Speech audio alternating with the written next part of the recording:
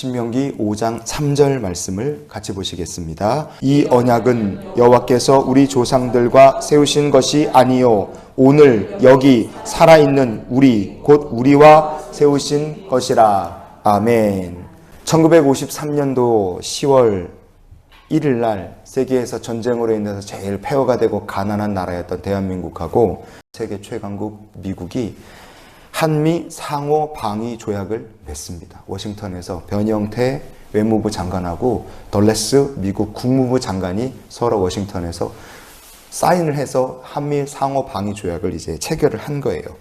이 상위 방어 조약의 골자 핵심은 무엇이냐? 뭐 다른 거 길지도 않지만 거기서 핵심을 추리면 대한민국이 어려움에 처하면 미국이 도와줄게. 이게 핵심이에요. 이거는 이해가 되죠. 그런데 거기에 또 하나 들어가 있는 참 너무나 하나님께 감사해야 될 일이고 어찌 보면 어처구니가 없을 만큼 고마운 일이 무엇이냐. 미국이 위험에 처하면 대한민국이 도와줄게. 그것도 같이 들어가 있는 거예요. 이게 말이 안 되는 거죠. 도저히 뭐 서로 급이 맞지 않는 나라가 서로 도와줄게 그렇게 약속을 하고 이게 언약을 맺으면서 우리가 정말 큰 은혜를 얻게 된 겁니다. 과연 1953년에 미국이라는 나라와 대한민국이라는 나라는 같이 서로 동등하게 지켜줄게 이런 약속을 맺을 만한 동등한 관계였는가? 같은 나라였는가? 절대 어림도 없죠. 53년도에 미국의 GDP, 국내 총생산 규모는 대한민국에 얼마나 됐을까요? 우리나라가 그때 당시 미국의 300분의 1밖에 안 됐습니다. 내가 1이면 미국이 300인 거예요. 비교가 안 됩니다. 누가 누구를 도와줘요? 너나 잘하세요. 그래도 말할 말이 없어요. 미국 사람들 거의 대부분 뭐 한국이 어디 있는 나라야? 알지도 못하는 나라를 서로 도와주겠다고 방어해주겠다고 그렇게 조약을 맺은 건 첫째는 하나님의 은혜고요. 둘째는 정말 기적이라고 말할 수밖에 없어요. 조약만 맺어놓고 미국이 나 몰라라 그랬느냐? 뭐 사인은 얼마든지 할 수 있잖아요. 안 도와주면 그만 아닙니까? 그런데 미국은 나 몰라라 하지 않았어요. 1953년부터 60년대 말까지 미국이 한국에 퍼준 무상 원조가 47억 달러였어요. 이거는 우리나라의 15년어치 정부 예산에 맞먹는 규모였습니다. 여러분 제가 왜 한미 상호 방위 조약 얘기를 하느냐? 미국 사람들 입장에서 보면 별 도움이 안 돼요. 무슨 유익이 있겠습니까? 그런데 그런 도움이 안 되고 아무짝에도 쓸모없어 보이는 그런 불공정한 방위 조약이지만 그 조약을 맺었다 이거예요. 근데 우리가 성경을 보면 한미 상호 방위 조약과는 비교도 안 될 만큼 한쪽이 완전히 불공평한 맺은 조약이 성경에 나옵니다. 그게 뭡니까? 바로 하나님께서 이스라엘 백성들과 시내산에서 맺은 시내산 언약이 바로 가장 어찌 보면 한미 방호 상위 방호 조약과는 비교도 안 될 만큼 한쪽이 불공평한 조약이었다 이거죠. 시내산에서 언약을 맺은 당사자는 누군가? 한쪽은 세상을 지으신 전능하신 창조주 하나님. 그럼 한쪽은 어디냐? 다른 한쪽은 노예들이었습니다. 신명기 5장의 6절 말씀을 보시면 이렇게 되어 있어요. 나는 너를 애굽 땅에서 종되었던 집에서 인도하여 낸 너의 하나님 여호와로라. 아멘. 하나님께서 구원하시고 언약의 파트너로 삼으신 사람들은 누구냐? 이 사람들 다 노예였습니다. 자기들 발로 탈출해 나와서 시내산에 도착해서 하나님과 거기서 언약을 맺었니? 아니에요. 거기까지 데리고 오신 분도 하나님이셨어요. 애시당초 비교가 안 됩니다. 그러면 하나님께서 맺으신 시내산 언약은 출애굽해서 약속하신 게 있으니까 가나안 땅 들어가면 그걸로 끝. 하나님께서 그 다음부터 손 딱 털고 나 몰라 그러셨느냐? 아니에요. 이스라엘 백성들과 맺은 이 말도 안 되는 불공평한 조약을 하나님께서 쭉 지키셨습니다.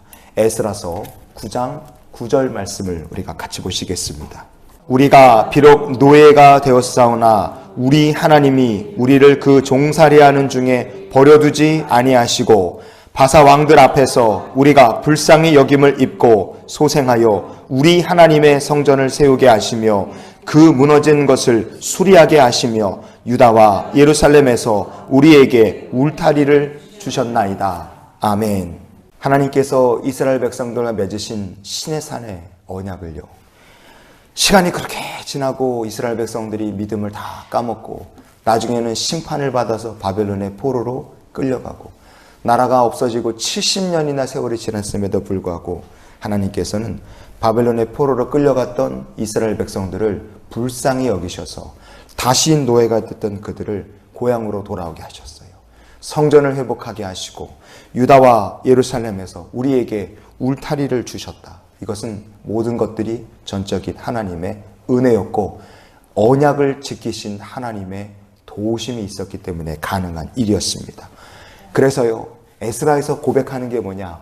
애굽에서 나온 것도 하나님 은혜고 바벨론에 갔다가 무사히 돌아온 것도 하나님 은혜고 모든 것이 하나님 은혜다. 그게 에스라를 통해 우리들에게 들려주시는 하나님의 마음인 줄 믿습니다.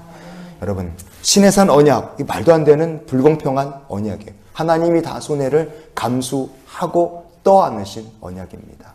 그 언약을 출애굽 때도 지키셨고 바벨론 포로에도 지키셨고 중요한 것은 지금도 주와 언약 맺은 우리들의 삶 속에 이 시내산의 언약을 하나님께서 지금도 적용하시고 지켜나가시는 줄 믿습니다. 왜 하나님께서는 가나안 땅을 목전에 두고 있는 이스라엘 백성들에게 다시 하나님과 맺었던 시내산의 언약을 상기시키셨는가? 이거예요. 오늘 본문은요. 출애굽의 모든 과정이 하나님의 은혜였고 앞으로 가나안 땅을 정복해 들어갈 일도 크고 두렵고 힘든 일이겠지만 두려워하지 말아라. 그것은 다 하나님의 은혜 가운데 이루어질 것이다. 언약을 맺은 하나님께서 언약을 지키시는 가운데 이 모든 일이 이루어질 것을 말씀하신 겁니다. 그래서 하나님께서 이걸 말씀하신 이유는 딱 하나입니다. 여호와께서 이스라엘 백성, 언약의 당사자들에게 원하시는 게 딱 하나 있다고 말씀하시는 거예요. 그게 무엇입니까? 오늘 여기에 함께 있는 너희들에게 하나님께서 언약을 세우신 것이다. 즉, 이 말씀은 너희들이 오늘 이 언약을 다시 재확인해 주시는 하나님 앞에 끝까지 믿음을 지키고 무한한 신뢰를 너희들이 하나님께 드려라. 그것을 하나님께서 부탁하신 겁니다. 이스라엘 백성을 향하신 하나님의 소망이 하나님을 신뢰하라. 그거였어요. 그리고 그 신뢰는, 그 소망은 바로 우리를 향하신 하나님의 마음인 줄 믿습니다. 우리가 하나님을 위해 뭐 해드릴 게 있습니까? 없어요. 우리가 언약의 당사자로서 해야 될 일, 충실하게 해야 될 것, 하나님을 기쁘시게 하는 일은 하나님을 신뢰하며 주 안에 있는 우리에게 다른 근심 없이 하나님을 찬양하고 감사하며 사는 것이 우리가 해야 될 전부인 줄 믿습니다. 그래서 우리가 이런 기도로 오늘을 살았으면 좋겠어요. 영원토록 하나님과 맺은 언약 가운데 살게 하여 주시옵소서. 우리가 하나님과 맺은 언약은 하나님께서 말도 안 되는 불공평을 떠안으신 언약이었어요. 그 언약은 지금도 유효하고 하나님은 신실하게 그 약속을 지키시는 줄 믿습니다.